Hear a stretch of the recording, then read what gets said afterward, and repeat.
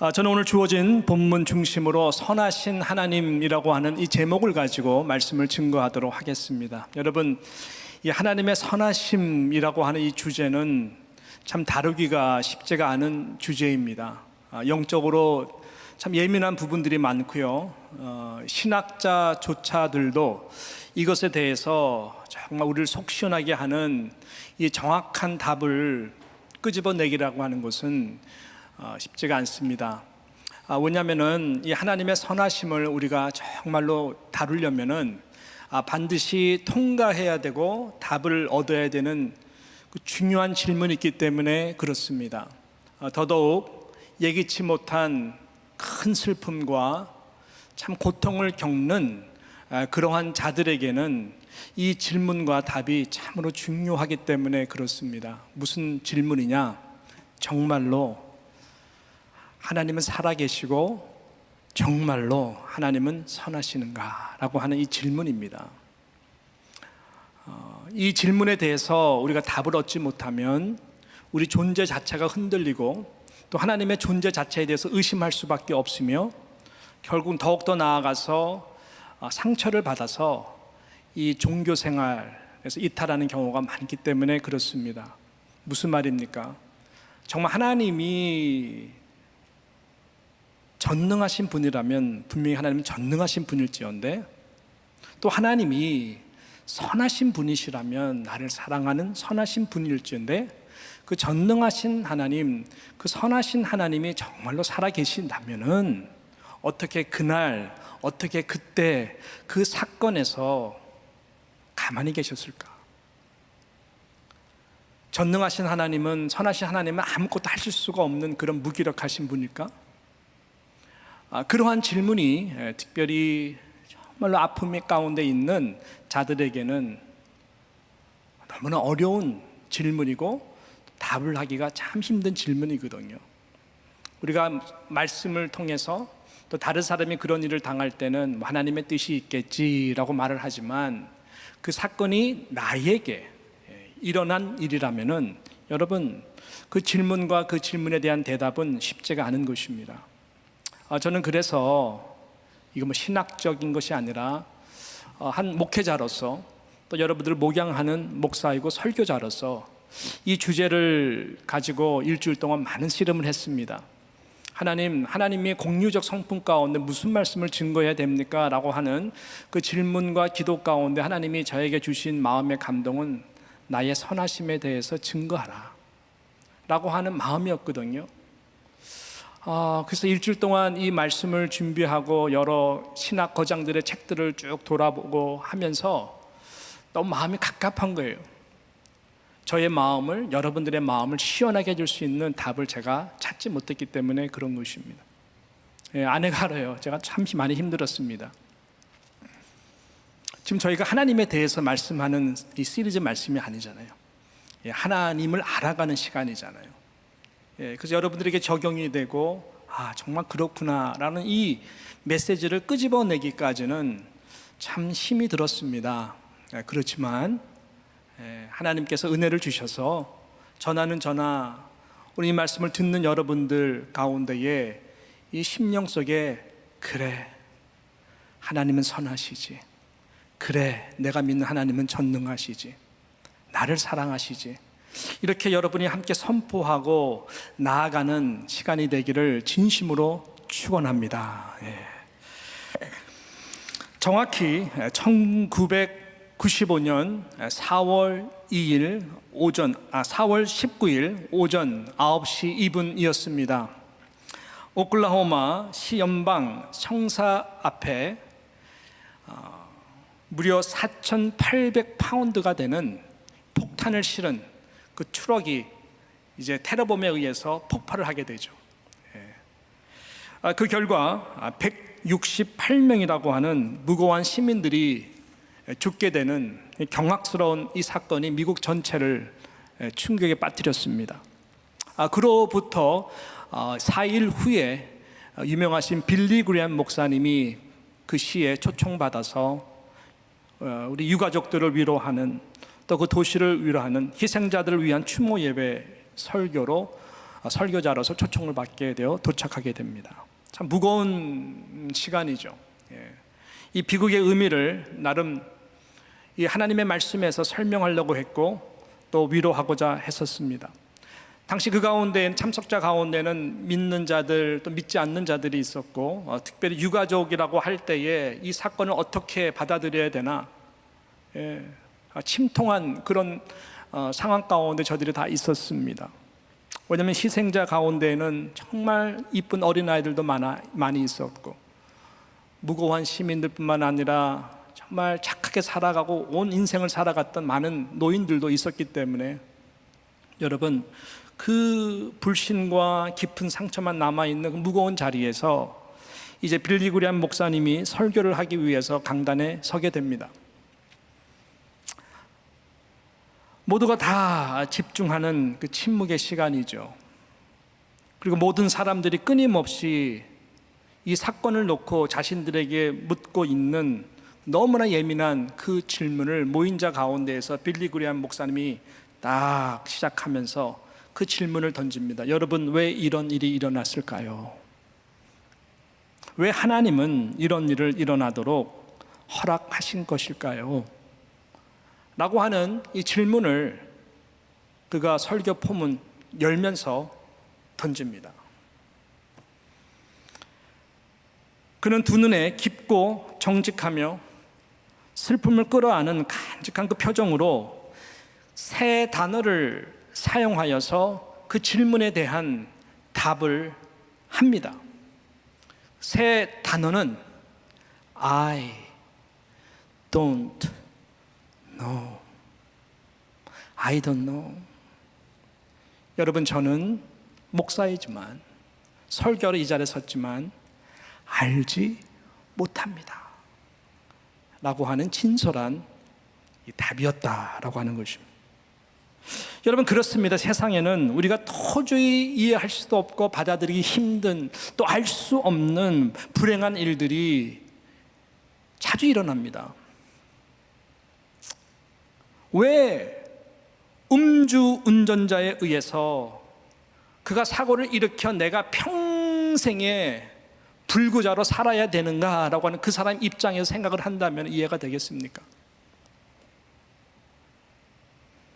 Mom and Dad, okay, see you later, bye. 학교를 가기 위해서 나서는 남매들, 부모님의 양쪽 볼에 뽀뽀를 하고 가는 저희들, 총기 난사 사건으로 인해 가지고 그 두 아이들이 티 없이 맑은 두 아이들이 싸늘한 시체로 돌아오는 그 사건에 대해서 그 부모님들이 어떠한 답을 그 가운데 얻을 수 있겠습니까? 믿는 자라도. 갑자기 암이 든 불치병이 발견돼서 몇 개월 살지 못하고 사랑하는 식구들을 먼저 보내야 되는 그러한 일들을 겪는 유가족들에게 어떻게 위로를 할 수가 있겠습니까? 그뿐만 아니죠. 우리 자연재해만 생각하더라도 이 땅에 지진, 태풍, 쓰나미, 홍수, 또 전쟁을 인한 홀로코스트, 600만이 넘는 유대인들이 대학살을 당하고 9.11 이 뉴욕 사태라든지 요즘 같은 팬데믹 질병으로 인해서 전 세계가 경제적으로나 정신적으로나 많은 압박을 받고 어저께 통계를 보니까 이 감염 확진자가 1억 600만이 넘어갔어요. 그리고 사망자가 230만 명이 넘어갔어요. 이런 일들을 우리는 왜 겪는 것일까? 그렇다면 정말로 하나님은 계신 것일까?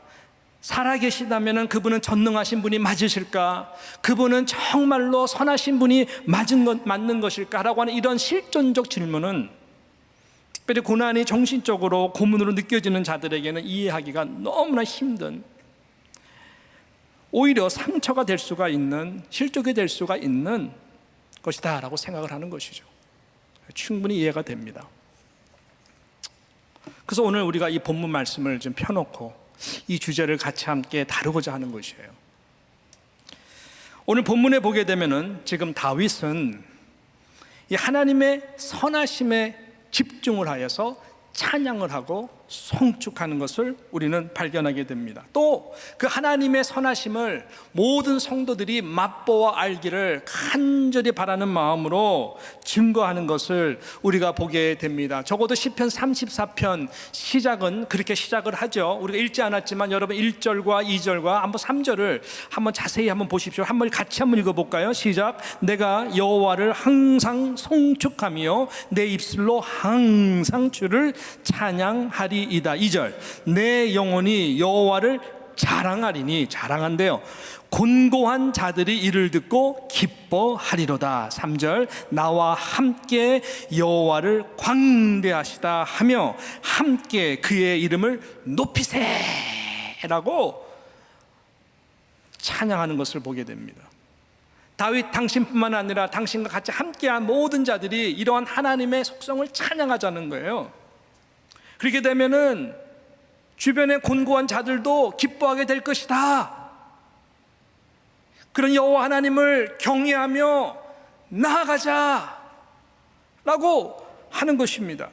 그래서 잉태된 구절이 오늘 저와 여러분이 읽은 8절과 9절, 이 요절과 같은 말씀이죠. 8절과 9절 다시 한번 우리 봅니다. 시작. 너희는 여호와의 선하심을 맛보아 알지어다. 그에게 피하는 자는 복이 있도다.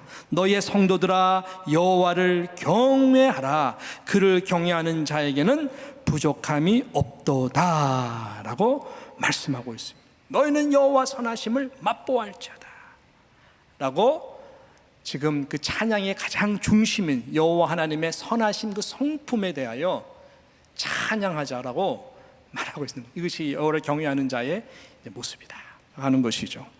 여러분, 앞서 말씀드렸던 이러한 상처와 한이 많은 자들에게는 여호와 하나님이 선하시다고, 그 선하신 하나님을 맛보아 알라고, 찬양하라고, 그 하나님을 믿고 경외하라고 미친 말 같이 들릴 수가 있는 것이죠. 그런 사람들에게는 다윗이 하는 이 말이, 다윗은 하나님의 마음이 합한 자니까 다윗은 지금은 잘 나가나 보다. 다윗은 하나님을 사랑하니까, 또 하나님이 다윗을 사랑하는 거 다윗이 느끼니까 이렇게 여호와의 선하심을 맛보아 알라고 선포하고 증거하는 것이지, 다윗이 나와 같은 이런 기가 막힌 아픔과 슬픔을 당한다면은 똑같이 이런 말을 할 수 있을까? 모르는 소리일 거야 라고 생각할 수가 있는 것이죠. 또 충분히 이해가 됩니다. 여러분, 그래서 우리가 하나님의 말씀을 잘 봐야 되는 것이죠. 그래서 하나님의 말씀이 우리 앞에 있는 것입니다. 과연 그럴까요? 과연 그래서 다윗이 지금 여호와의 하나님의 선하심을 맛보아 알라고 찬양하고 송축하고 그를 경외하자고 지금 증거하는 것일까요? 절대로 그렇지가 않습니다. 뭐냐면은 우리가 이 본문인 이 말씀을 통해서 분명히 알 수 있는 것은 다윗의 인생 가운데에 정말 이처럼 바닥일 수가 없습니다. 이건 바닥 이하입니다. 더 이상 내려갈 수 없을 정도로 영적인 모든 부분들이 고갈되고 그의 존재 자체가 완전히 밑바닥 하류 인생과 같은, 하나님의 선하심을 절대로 선포할 수가 없는 그러한 힘든 시기다라고 하는 것을 우리는 볼 수가 있습니다. 여러분, 시편 34편 1절 시작하기 전에 표제라 그러죠. 그 위에 있는, 여러분, 그 어떻게 이 시편 34편이 쓰여지게 되어 있는가, 그 표제를 한번 보세요. 여러분 성경에는 어떻게 써 있습니까? 자, 제 성경에는 어떻게 써 있냐면은 다윗이 아비멜렉 앞에서 미친 채 하다가 쫓겨나서 지은 시라고 써 있어요. 뭐라고요? 다윗이 아비멜렉 앞에서 미친 채 하다가 쫓겨나서 지은 시가 바로 이 시다라고 말씀하고 있습니다. 뭔가 좀 느낌이 오지 않으십니까?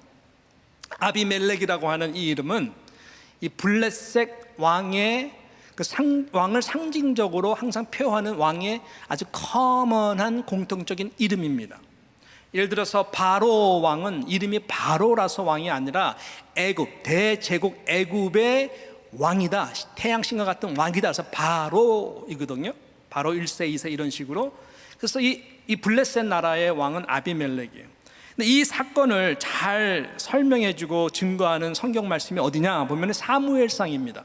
사무엘상 21장의 그 중반서부터 끝장까지 보기 10절서부터 쭉 보게 되면은 바로 이 시편을 짓기 전에 이 다윗의 상황에 대해서 바로 이 표제를 설명하는 사건이 나옵니다. 당시 다윗은 사울 왕에게, 미친 것 같은 사울 왕에게 완전 쫓겨다니는 신세였었어요. 그래서 유대 광야에서는 더 이상 내가 숨을 수가 없겠구나. 그래가지고 오히려 자존심 상하더라도 생명을 유지하기 위하여 블레셋 나라, 이 가드라고 하는 곳이죠. 가드라고 하는 곳은 아주 캐피털 시티와 같이 이 블레셋의 5가지의 주요 도시 중에 가장 강력한 도시요. 거기에 이제 가드 왕이 있는데 그곳으로 이제 망명하기 위해서 가게 되는 그 사건이 사무엘상 21장 10절 이후에 보게 되면 자세히 나와 있습니다. 그런 제 맥락입니다. 여러분, 다윗의 인생이 언제부터 꼬였는지 아십니까? 사무엘이 하나님의 명령을 받아서 다윗을 이스라엘의 두 번째 왕으로 기름 부으신 영광스러운 사건이 있은 다음부터 다윗의 삶은 완전히 꼬입니다. 사울에게 찍혀가지고 도망다니고 그 다음부터 인생이 정말로 꼬이기 시작해요. 참 이해할 수가 없습니다. 어떻게 하나님의 선하심을, 그 가운데 가장 바닥을 쳤던 상황이 바로 이 상황입니다. 사무엘상 21장에 보게 되면 어떤 내용이 이제 증거되냐면은, 여러분 잘 아실 거예요. 이 가드라는 곳으로 망명하여 가려고 합니다. 그런데 신하들이 다윗을 알아봅니다. 무슨 사건을 통해서 알아봅니까? 바로 이 블레셋의 명장이었던 골리앗을 물리친 이 다윗.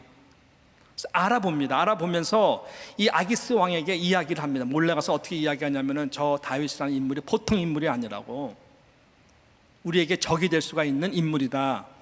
그 여인들이 그 블레셋 골리앗을 이긴 다음에 기록되어 있거든요. 21장에 보게 되면은 사울이 죽인 자는 1000이고 다윗이 죽인 자는 10,000이라고 할 정도로 그런 자가 바로 다윗이다. 그 자가 지금 우리 가운데 들어온 것이다. 저거 죽여야 된다. 뭐 이런 상황이에요. 그래서 가드 왕이 그것을 듣고 마음에 뭔가 딱 품는 것이죠.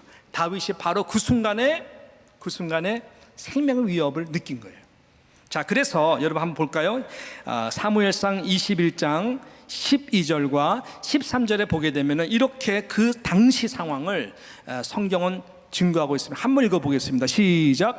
다윗이 이 말을 그의 마음에 두고 가드왕 아기스를 심히 두려워하여, 이 13절, 그들 앞에서 어떻게 해요? 그의 행동을 변하여 미친 채 하고 대문짝을 그적거리며 침을 수염에 흘리며. 상상해 가십니까? 두려움이 몰려오면서 이 가드왕 아기스 앞에서 심히 두려워하여서 미친 사람처럼 행동을 하며, 저는 다윗의 생애를 생각할 때 가장 치욕스러운 순간 중에 하나가 바로 이 장면이라고 늘 생각을 해왔거든요. 이게 시편 34편 뒷배경으로 쓰여졌다는 것을 다시 한번 보면서, 야, 그렇구나. 이러면 미친 척 하는 거예요. 완전 침 질질 흘려가면서, 저건 미친 거 아니야. 살려주세요, 뭐 이러는 거예요. 벌벌 떨면서 침 질질 미친 척 하는 거예요. 여러분, 이게 다윗 맞습니까? 그 용맹하던 소년 다윗 맞습니까? 엄청난 그 전쟁의 위협과 위험 속에서 여호와 하나님의 이름을 붙들고 물맷돌 하나로 그 골리앗을 이긴 다윗 맞습니까? 네, 다윗이에요. 하나님의 마음이 합한 자라고요? 하나님의 마음이 합한 자 맞습니까? 사무엘이 기름 부어 세운 그 다음 그 나라 2대 왕 다윗 맞습니까? 왕이라면 어떻게 이런 모습을, 근데 블레셋이라고 하는 나라에 가서 이렇게 미친 척을 할 수 있냐고요. 밑바닥도 아니에요. 이거는 완전히 영적 몸, 자존심 다. 저들이 말하기를 야, 미친 거 아니야? 그다음 미쳤다, 좀 미쳤다라고 얘기했어요. 그 정도로 지금 막 이러고 있는 거예요. 그러니까 시편에 보게 되면은 저들이 내게 말하기를 하나님이 없다, 도우시지 못한다고 하는, 그래서 하나님을 멸시하고 다윗의 그 미친 짓 하는 모습을 보면서, 미쳤다고 생각하는 모습을 보면서, 야, 정말 하나님이 죽었구나. 무슨 하나님이, 야, 저 다윗이 저리 미친 거 보니까 정말 하나님이 있긴 뭐가 있어. 완전히 하나님의 그 영광과 이름이 또 같이 함께 추락하는, 이래 쓰임 받는 이러한 다윗의 모습이 바로 지금 시편 34편 표제에 나온 다윗이 아비멜렉 앞에서 미친 채 하다가 쫓겨나서 지은 시가 바로 이 시고, 하나님의 선하심을 지금 선포하고 있다고 하는 것입니다. 그럼 그 다음에 어떻게 됐는가? 얼른 쫓겨났는가? 이건 더해.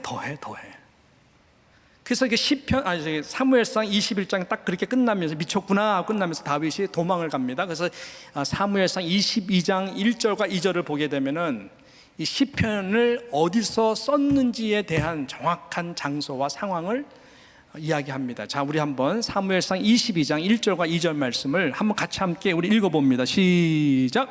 그러므로 다윗이 그곳을 떠나 아둘람 굴로 도망하매 그의 형제와 아버지의 온 집이 듣고 그리로 내려가서 그에게 이르렀고, 자, 환난 당한 모든 자와 빚진 모든 자와 마음이 원통한 자가 다 그에게로 모였고 그는 그들의 우두머리가 되었는데 그와 함께 한 자가 몇 명이요? 400명 가량이었더라. 오늘은 좀 이렇게 말씀을 제가 좀 봅니다. 이해해 주십시오. 말씀으로 풀어야 되기 때문에. 그가 그 다음에 간 곳이, 여러분, 다윗은 또 가장 밑바닥, 혼자, 당신의 몸도 지금 가누기가 힘든데 코가 석자라도 지금 미친 척까지 하면서까지 생명을 부지하고 있는데, 더하면 더했지 덜하지 않는 이 아둘람 굴에 다 모인 자들이 다 도움이 하나도 안 되는 영혼들이에요. 환난 당한 자들, 빚진 모든 자들, 성경은 이렇게 마음이 원통한 자들, 엄청난 상처로 인생 가운데 하나님 선하셔? 하나님 살아계신 것 맞아? 전능하신 하나님 맞아? 우리를 사랑하는 하나님 맞아? 지금 다윗도 힘들어 죽겠는데 그러한 자들 400명이 다 모여가지고 아둘람굴에 있는 거예요.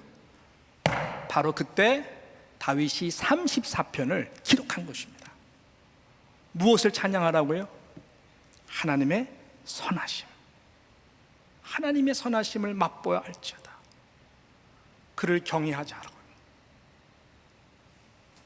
그럴 때 곤고한 자들이 다 기뻐하게 될 것이라고 하는, 항상 여호와 하나님을 찬송하고 항상 그분을 송축하자라고 하는. 자, 이 도대체 이런 상황 가운데서 어떻게 저들은 하나님의 선하심을 찬양하며 증거할 수 있을까요?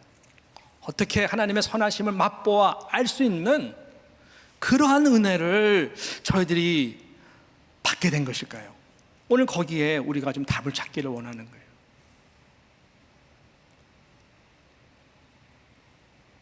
제가 묵상해 보니까 단 한 가지의 이 말씀을 통해서 얻을 수 있는 답이 나오더라고요. 되게 심플한 답인데 찾기까지는 너무나 어려웠어요.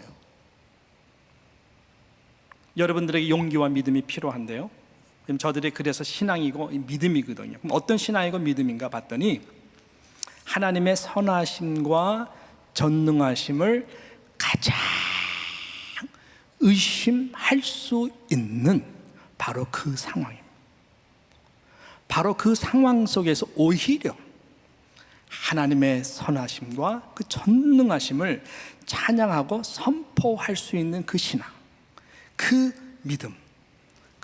믿음을 말하는 것입니다. 이해가 돼서, 납득이 돼서, 이제는 상처가 아물러서 답을 찾아서가 아닙니다. 여러분이 그 다음에 하나님의 선하심을 이야기하려면 어쩌면 평생 죽는 순간까지 상처로 남아있고 죽는 순간까지 의심과 질문으로 남아있어서 여호와 하나님의 지금 현재라고 하는 이 지금 여기 가운데 함께 하시는 선하심과 그 하나님의 그 인자하심을 예배 가운데 경외하며 곤고한 자들이 얻게 되는 그 기쁨을 예수 그리스도 안에서 놓칠 수가 있다라고 하는 것입니다. 그래서가 아니에요. 자, 그래서 어느 신학자가 이렇게 말을 했습니다. 고통은 필수이다. 고통은 필수이다. 그러나 불행은 선택이다 라고 이야기를 했어요. 이 말이 무슨 의미냐면요, 이 세상에는 믿는 자에게든 믿지 않는 자에게든 절대로 피해갈 수 없는 것이 뭐냐, 이 고통이라고 하는 이 존재입니다. 그러나 사람이 불행해지는 것은 무엇이냐, 그것에 대한 잘못된 선택의 자세, 선택적 해석 때문에 그렇다라고 하는 것입니다. 무슨 말이냐, 이 잘못된 선택으로 인해서 그 고통보다 더 고통스러운 불행한 삶으로 끝나는 경우가 너무나 많기 때문에 그렇다라고 하는 것입니다. 정말 그래요. 여러분, 세상은 고통합니다. 신음합니다. 왜 그럴까요? 우리가 지난주에 용서하신 하나님 통해서 창세기 3장 말씀을 나눴는데 바로 그 뒤에 보게 되면은 죄의 결과에 대해서 하나님이 이렇게 아담과 하와에게 말씀합니다. 3장 17절, 창세기 3장 17절을 보게 되면은 인류가 죄를 범한 후에 하나님이 이렇게 말씀하는데 땅은 너로 인하여 저주를 받고, 그래서 ground was cursed because of your sin. 땅이 저주를 받게 돼요. 죄로 인해서. 여러분, 우리는 만물의 영장이에요. 사람이 죄를 지면 땅이 고통받는 거 여러분 아십니까? 정말 그래요. 왜 북한 땅에서 아무리 심어도 이게 뭐가 안 나오느냐? 당연한 거예요. 예. 땅이 저주를 받는 거예요. 하나님을 적대하는 땅, 수단, 아프리카, 다 기근, 이 모든 것들이 다 땅이 저주를 받아서 열매를 못 내는 거예요. 그래서 그 다음 18절에 보게 되면 하나님이 어떻게 또 말씀하냐면 다 진리죠. 아무리 땀을 흘려도, 땀을 흘려서 소산을 먹을 수가 있는데 아무리 땀을 흘려도 땅은 저주를 받았기 때문에 가시 덤불과 엉겅퀴를 내게 될 것이다 라고 말씀을 해요. 너무 슬픈 이야기죠. 소산을 얻기가 그렇게 힘든 거예요. 가시 덤불과 엉겅퀴를 내기 위해서 여러분 일한다는 거, 이거 굉장히 힘듭니다. 그래서 사람들이 아무리 살기 위해서 노력을 한다 할지라도 세상은 만만치가 않다라는 거예요. 그래서 인간의 이 죄로 인해 가지고 욕심이 생깁니다. 자유의지를 통한 죄로 인해 욕심이 생기는데 그 욕심이 과하게 되는 것이죠. 그 어떤 양심을 조금 이제 양심에 대해서 좀 화해를 입거나 그 다음에 이 선을 탁 넘어가 버리면은 어떻게 됩니까? 개인적으로나 사회적으로나 국가적으로 이것이 붕괴되는 순간에 더 많은 고통과 끔찍한 일들이 벌어지는 거죠. 개인적으로는 지금 너무너무 배가 고프고 너무너무 이게 이 상처로 있는 개인이 집을 털어요. 강도로 변신해 가지고 여차하면은 자신을 방어해야 되기 위해서 자신이 드러나면 안 되니까 여차하면은 사람을 다 죽이잖아요. 증거를 없애버리려고. 네. 살인이 일어납니다. 훔쳐야 삽니다. 사회적으로 시스템을 만들어서 다 탈취를 해버립니다. 국가적으로 이 사이코와 같은 욕심이 많은 리더가 생기면 히틀러 같은 친구가 나오는 거예요. 무솔리니 같은 친구들이 나오는 거예요. 전쟁을 일으킵니다. 다 점령해버립니다. 학살을 자행해버립니다. 이 사이클이요, 역사 가운데 계속 반복이 되면서 죄가 만연해질수록 땅은 계속해서 저주를 일으키게 되고, 저와 여러분이 두 발을 이 땅 가운데 딛고 사는 마지막 숨을 거두는 그 순간까지 우리는 이러한 비일비재한 일들을 두 눈을 부릅뜨고 목도할 수밖에 없는 거예요. 더 중요한 사실은 예수 그리스도 안에서 이미 다 용서함을 받고 구원받은 하나님의 영광스러운 자녀들에게도 고난이 반드시 찾아온다라고 하는 것이, 예수님 말씀하셨어요. 너희가 세상에서 환난을 당하나 라고 그랬어요. 예수님 이렇게 말씀하지 않았죠. 너희가 만약에 환난을 당한다면을 아니에요. 피해갈 수가 없는 거예요. 세상에서 환난을 당하나 담대하라. 당하는 것이 자연스러운 것이다. 그 누구도 고난을 우리 가운데 환영하지 않지만 어떤 이유에서든지 고난은 우리에게 그래서 늘 찾아온다는 거예요. 오늘 본문 여러분 우리가 뒷부분에 읽었던 그 말씀을 보십시오. 18절과 19절이 바로 그런 말씀 아닙니까? 그 가운데 우리에게 위로를 주는 말씀 아닙니까? 자, 우리 18절과 19절 말씀 어떻게 말씀하는 시작. 여호와는 마음이 상한 자를 가까이 하시고 충심으로 통회하는 자를 구원하시는도다. 자, 19절 시작. 의인은 고난이 많으나 여호와께서 그의 모든 고난에서 건지시는 도다라고 설명하고 있어요. 여기에 몇 가지 진리가 있습니다. 이 말씀 그대로 의인은 의인이기 때문에 고난이 많습니다. 실은 세상에 일어나는 불행적 이 재난적 고난도 실은 하나님을 더 찾도록 하기 위한 나중에 선하신 하나님의 도구예요. 의인에게 일어나는 많은 고난도 같은 맥락입니다. 그래서 고난은 변장된 축복이라고 하는 기가 막힌 하나님의 선하심이 그 가운데 있고, 또 그걸 통해서 하나님은 결국은 고난이 승리하도록, 악이 선을 이기는 것이 아니라 선하신 하나님, 그 선이 악이 이기는 이러한 하나님의 천년왕국과 영원한 천국을 우리에게 이미 다 준비해 놓고 계시는 거예요. 그래서 이기신 분이 바로 예수 그리스도예요. 내가 세상을 이기었노라. 그래서 선으로 악을 이기신 것이 십자가인 것입니다. 그래서 하나님은 선하신 분이시죠.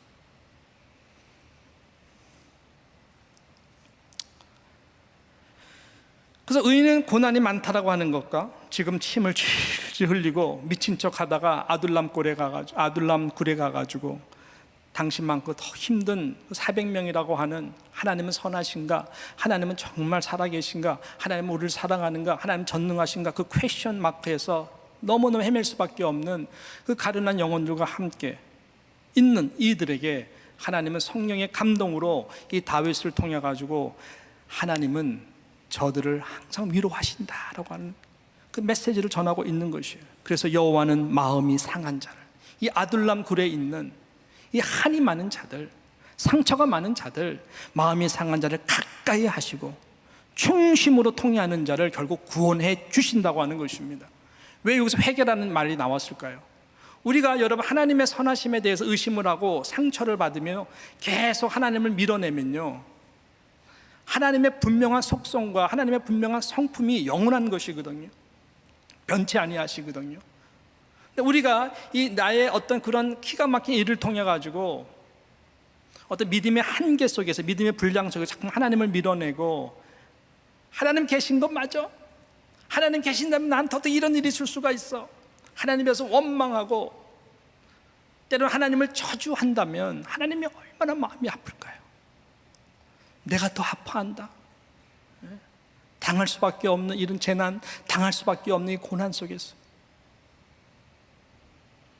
하나님이 불가능한 일이 있어요. 그래서 변증학자들은 이것을 뭐라 하냐면은,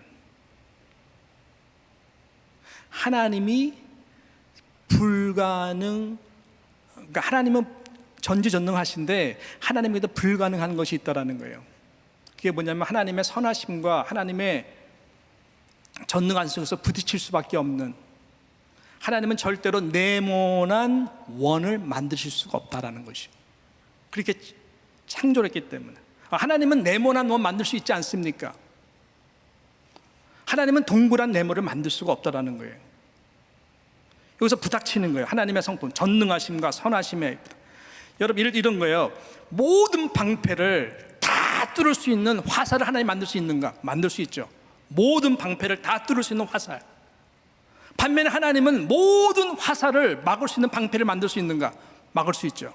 그럼 둘이 탁 부닥쳤을 때 어떤 일이 일어날까요? 누가 이겨요?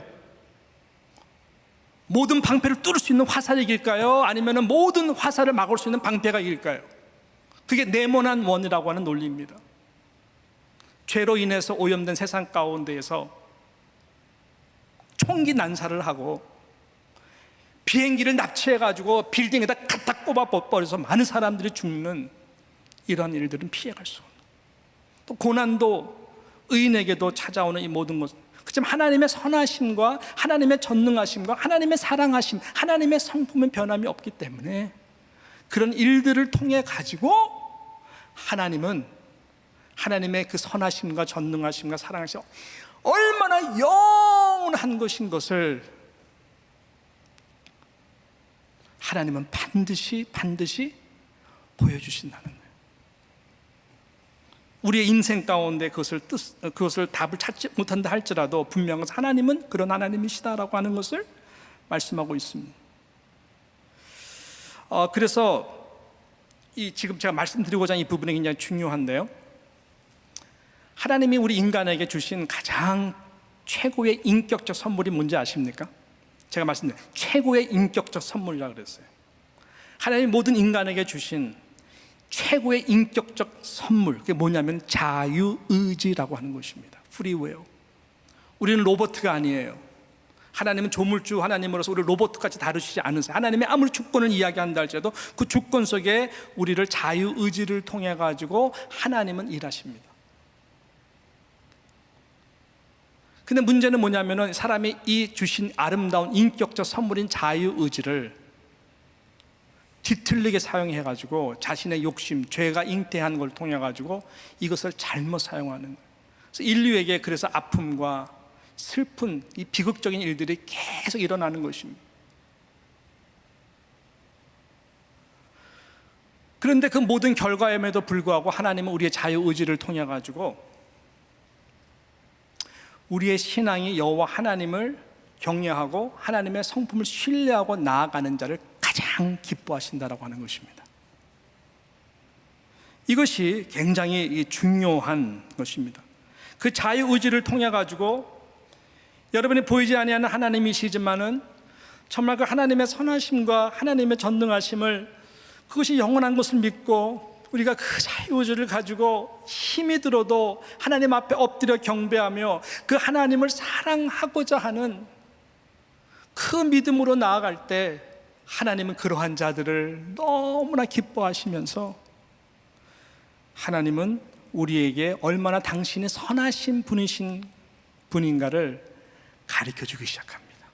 나타내기 시작하는. 성경은요, 창세기 1장 1절서부터 하나님 자체를 선포합니다. 이것은 내가 이해가 되기 때문에, 내가 알았기 때문에 순종하거나 하나님을 예배하는 것이 아니에요. 태초에 하나님이 천지를 창조하신, 이것은 아직까지도 과학자들이 풀 수가 없는 것입니다. 성경은 무엇을 얘기하느냐? 우리가 도저히 comprehend, 우리가 도저히 이해할 수도 없고 우리가 담아낼 수 없는 그 무언 하나님, 온 우주 만물을 말씀 하나로 창조하신 그 하나님을 섬기는 우리는 피조물이라고 하는 것입니다. 그 하나님이 내가 선하다, 내가 전능하다, 내가 너를 사랑한다. 그래서 그것을 보여주신 그 결정체가 바로 예수 그리스도의 십자가거든요. 그것을 우리가 통과하지 않으면은 하나님의 선하심을 우리는 맛보할 수가 없는 것입니다. 그래서 저는 이 말씀을 이제 마무리하면서 한 주 동안에 하나님이 저에게 깊이 묵상하도록 하고 저로 하여금 무릎 꿇게 하고, 이래서 이랬던 것이었구나 라고 정확한 영적인 은혜적 답을 주신 말씀이 있는데, 그 본문을 함께 나누면서 이제 오늘 말씀을 이제 마치는데요, 히브리서 5장 7절, 8절, 9절 말씀이에요. 여러분 힘드실 때, 이런 부분에서 의심이 생길 때 꼭 이 말씀을 여러 번 묵상하기를 축복합니다. 히브리서 5장 7절, 8절, 9절, 잘 모르는 말씀일 수가 있어요. 이 말씀의 뒷배경은 하나님임에도 불구하고 아들 되신 예수 그리스도가 이제 십자가를 져야 되는 겟세마네 동산에서 이 마치 땀방울이 피와 같이 쏟아 부어지는 그 가운데에서 표현된 이 말씀입니다. 여러분, 팔레스타인 땅은요, 사막 지역의 땅입니다. 제가 캘리포니아에서 오래 살아봐서 알아요. 캘리포니아는 아무리 더워도 낮에 땀이 절대로 안 납니다. 왜? 워낙 기온이 건조하기 때문에. 한국이나 이 동부는 습기가 있어가지고 더우면 땀이 나지만 팔레스타인 땅은 그늘에 들어가도 시원하고요, 특별히 저녁, 밤에는 절대로 땀 날 일이 없어요. 날씨가 오히려 추워요, 사막 기후는. 근데 예수님이 밤새 기도하면서 이 땀이 피와 같이 흘렸다라고 하는 것은요, 이것은 엄청난 고뇌 속에서 하나님과 씨름하면서 정말로 하나님이신, 하나님의 아들이신 그분께서 십자가 앞에서 고뇌하며 기도했다는 것을 증거하고 있는 것이거든요. 자, 그런 차원에서 여러분 이 말씀을 같이 함께 우리 한번 천천히 읽어보도록 하겠습니다. 7절 시작. 그는 육체에 계실 때에 자기를 죽음에서 능히 구원하실 이에게 심한 통곡과 눈물로 간구와 소원을 올렸고 그의 경건하심으로 말미암아 들으심을 얻었느니라. 그가 아들이면서도 받으신 고난으로 순종함을 배워서 9절 온전하게 되셨은즉 자기에게 순종하는 모든 자에게 영원한 구원의 근원이 되시고 라고 그랬어요.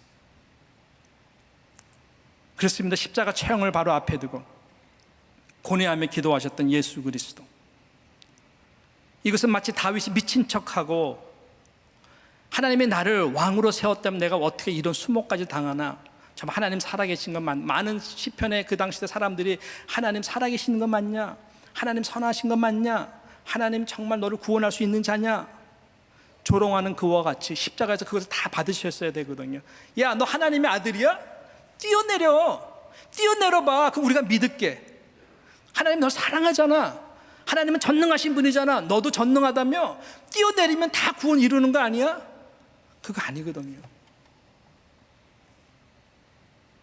이게 네모난 원, 동그란 네모란 거예요.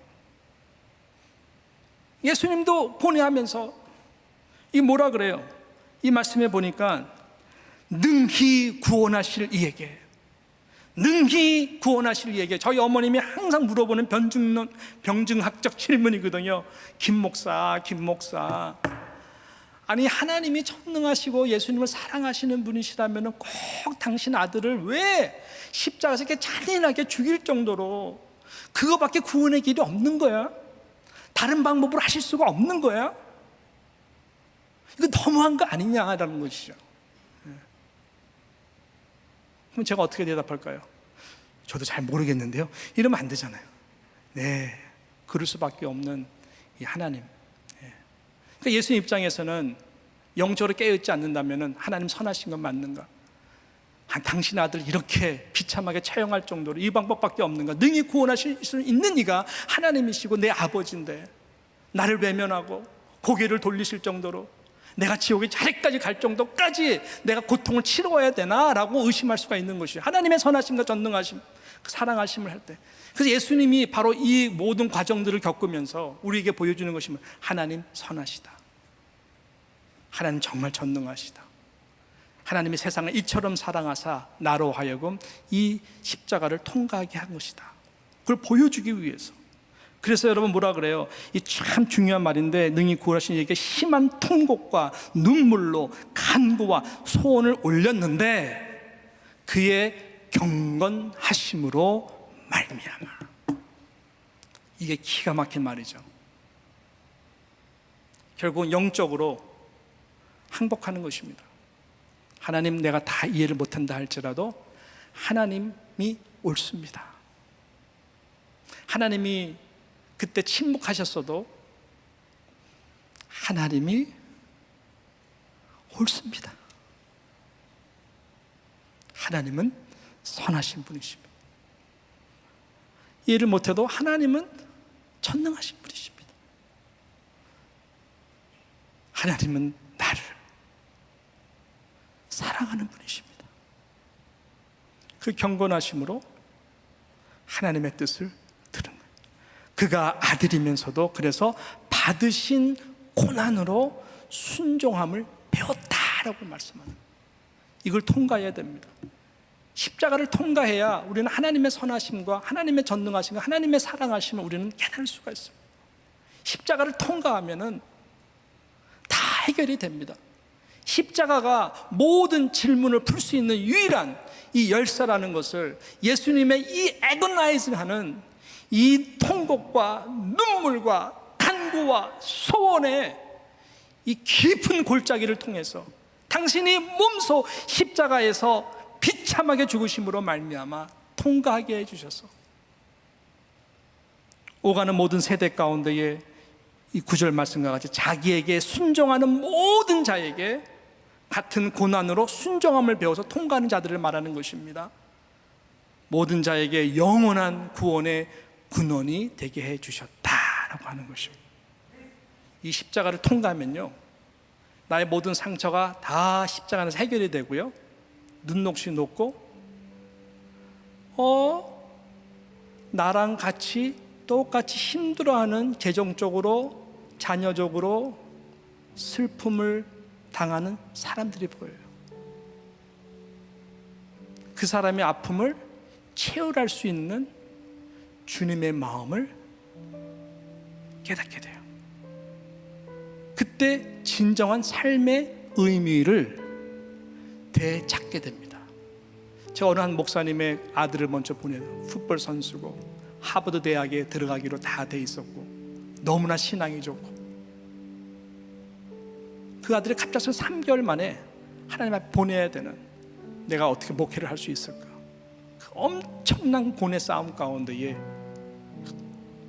유일한 외아들 하나님 앞에 보내면서 나중에 하나님이 당신의 외아들 십자가를 나를 위해서, 그 아이를 위해서 보내신, 거기서 답을 찾습니다.